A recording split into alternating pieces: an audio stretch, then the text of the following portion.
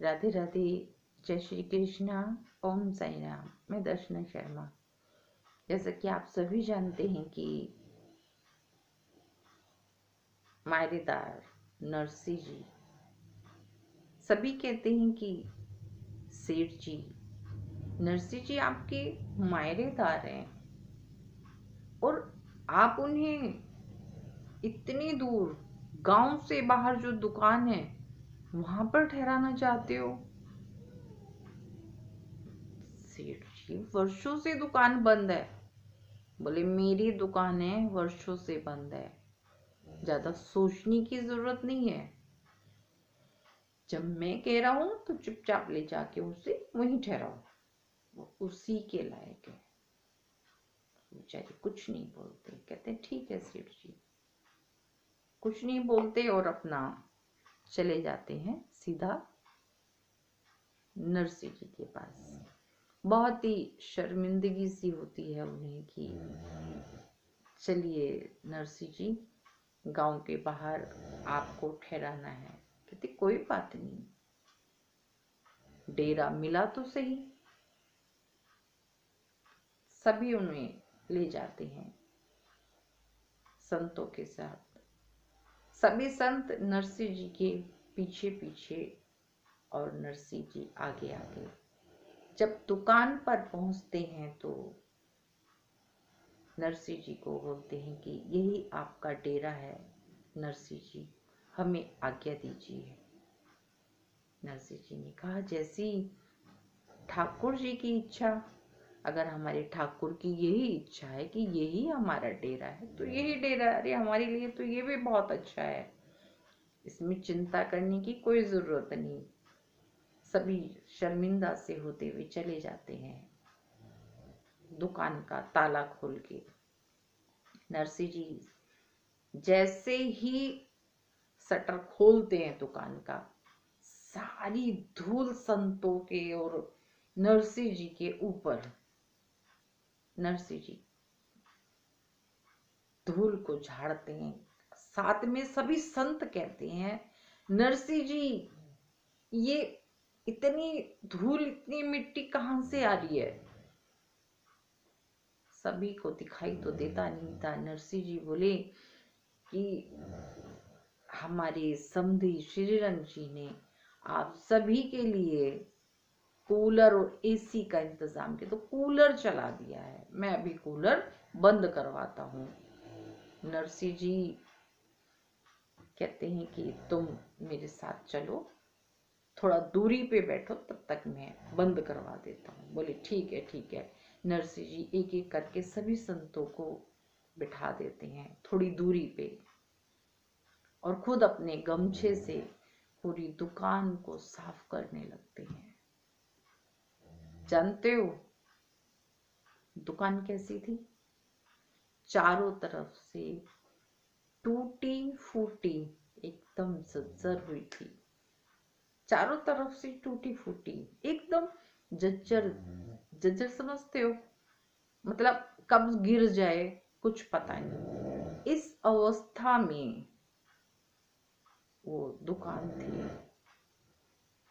अब उसी अवस्था में चारों तरफ टूटी फूटी छेद हवा। नरसी जी ने पहले नीचे से साफ किया। जालों से भरी हुई वो दुकान थी, पूरा डेरा जालों से भरा हुआ, कहीं कोई पानी नहीं, कहीं कुछ नहीं। और नरसी जी बेचारे धीरे धीरे अपने गमछे से उसको साफ करने लगे। पूरी दुकान में कीड़े मकोड़े, कोई इंसान उसमें नहीं घुस सकता। नरसी जी ने ठाकुर जी की इच्छा समझ के उस पूरी दुकान को साफ किया। जब पूरी दुकान को साफ किया, फिर सबको बोला कि आ जाओ।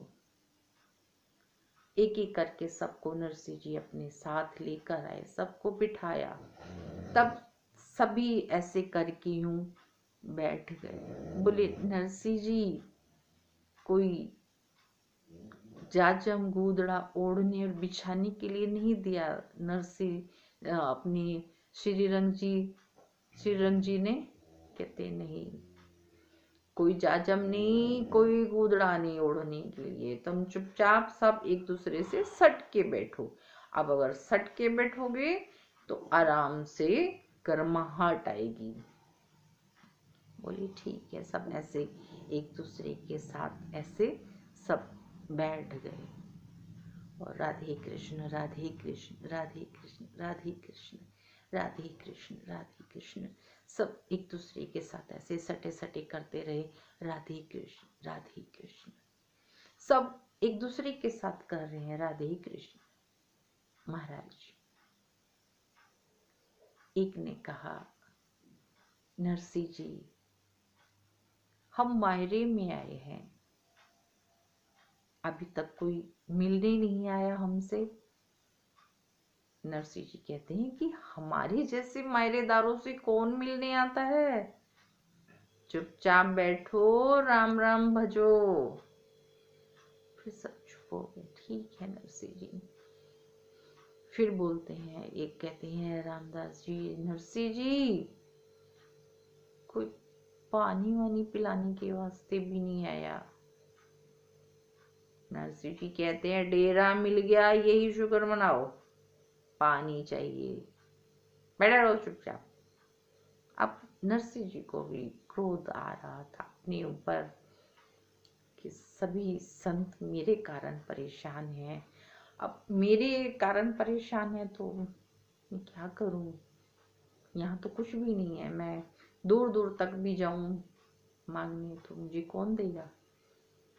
गांव के बाहर जंगल में जहां नरसी जी को डेरा दिया। अब महाराज नरसी जी बैठी हैं और सभी संतों को हवा लग रही है, नरसी जी को भी लग रही है कि नरसी जी बहुत ठंड लग रही है। नरसी जी ने कहा, लग तो मुझे भी रही है, अब मैं किसको कहूं। संतों ने कहा, कम से कम भोजन रे वास्ते तो कुछ भिजवा देते श्री रंग जी, उन्हें पता तो है ना हम आ गए हैं। बोले पता है तभी तो ये डेरा मिला है, नहीं पता होती तो ये डेरा कहाँ से मिलता। पता है। ऐसे ऐसे कर रहे हैं सब, क्या करें नरसी, बहुत डर लग रही है। बोले राधे कृष्ण करो। सुबह देखी 4 दिन से चले हुए भूखे तो प्यासे, नरसी जी बिल्कुल बिल्कुल भूखे प्यासे संतों सहित 4 दिन से आए और यहाँ भी इन्हें खाने पीने के लिए किसी ने नहीं पूछा। नरसी जी के सामने समधी तो आया ही नहीं, ये ससुराल का कोई प्राणी सामने नहीं आया और सभी दूर से ही राम राम, कोई नहीं आया। न किसी ने पानी दिया, न खाना दिया। रात भर बेचारे ऐसे ही सर्दी में राधे कृष्ण करते करते उन्हें थकान में कब नींद आ गई पता ही नहीं चला। सुबह बेटी नानी बाई को पता चलती है कि मेरे पिताजी आए हैं। वो बहुत प्रसन्न होती है कि मेरे पिताजी आए हैं। अपनी प्रसन्नता के लिए, अपने पिताजी की मनोहार करने के लिए, क्योंकि वो मायरा लेकर आए हैं, मायरेदार हैं, तो अपनी सहेलियों से कहती है कि मेरे पिताजी मायरा लेकर आए हैं। सहेलियां कहती हैं कि मिलना विलना तो तुम्हारे पिताजी से कुछ है नहीं, तो बेवजह गला क्यों फाड़ा जाए। हे नानी भाई तू ही जा, हम नहीं जाएंगे। 2-3 सहेलियों से हाथ जोड़ती कहती है कि चलो ना, मेरे पिताजी आए हैं, वर्षों बाद आए हैं, ज्यादा नहीं, थोड़ा थोड़ा मनोहार कर लेंगे, चलो तो सही। सभी सहेलियां मना कर देती हैं, ले दे के 2 सहेली तैयार होती हैं, कहती ठीक है चलो, पर नानी भाई मनोहार वगैरह में हमसे कुछ गीत वीत मत गवाना। कहते नहीं नहीं जो होगा करेंगे, चलो। नानी भाई अपनी दोनों सहेलियों को लेकर जब अपने पिताजी के पास पहुंचती है उस टूटी फूटी दुकान में पिताजी को देखकर मतलब कुछ शब्द उसके मुंह से नहीं निकलते। अपने पिताजी को देखती है, इतने बूढ़े हो गए, इतने बूढ़े। संतों को देखती है जिनको दिखाई नहीं दे रहा। सभी संत खामोश से बैठे हैं, भूखे प्यासे। न किसी को खाना दिया, न किसी को पानी दिया, खामोश, एकदम खामोश ऐसे बैठे हैं। राधे कृष्ण, राधे कृष्ण, राधे कृष्ण। किसी को खाने को नहीं, पीने को नहीं, सब भूखे प्यासे बैठे हैं, राधे कृष्ण कर रहे हैं।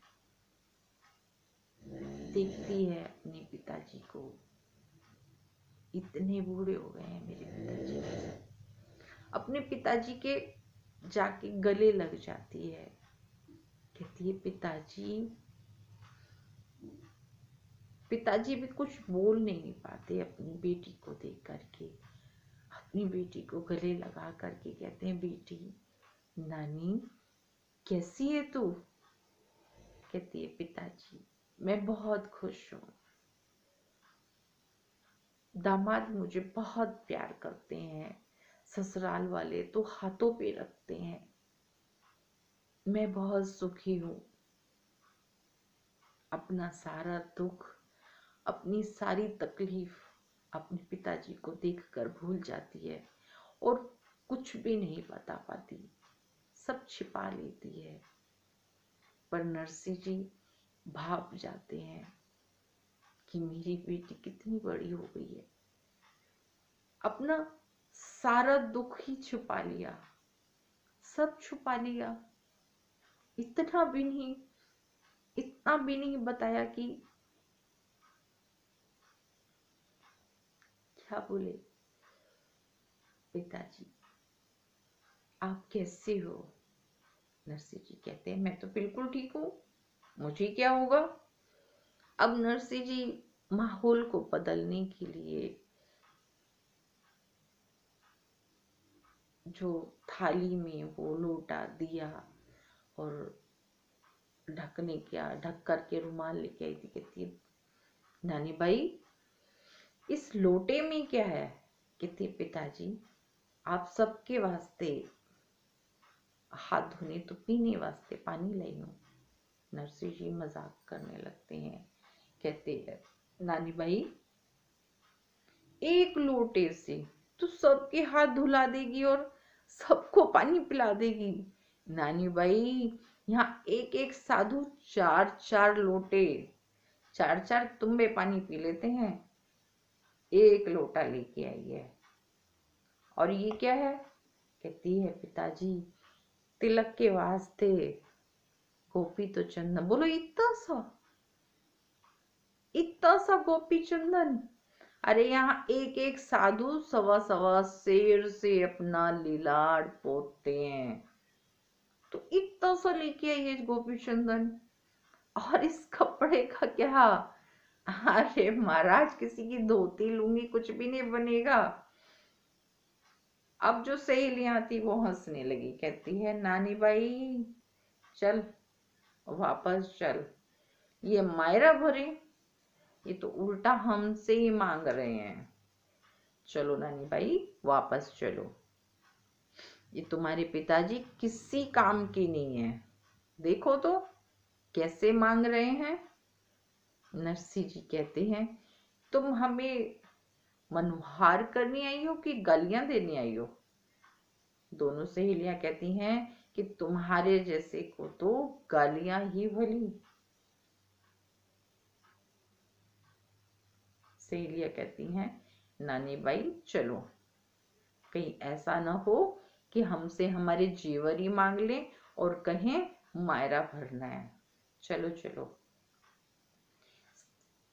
सहेलियां बहुत ज्यादा बोलने लगती हैं तो नरसिंह जी कहते हैं ठाकुर जी से कि ठाकुर जी ये इनका हंसना, मुझे इस तरह सुनाना ये सब तुम्हारे वास्ते हो रहा है, तुम्हारे कारण हो रहा है, क्योंकि तुमने कहा तो मैं आया हूं। अब तुम ही संभालो। नानी बाई की सहेलियां चली जाती हैं, नानी बाई भी चली जाती है, अपनी सहेलियों सहित तीनों चले जाते हैं।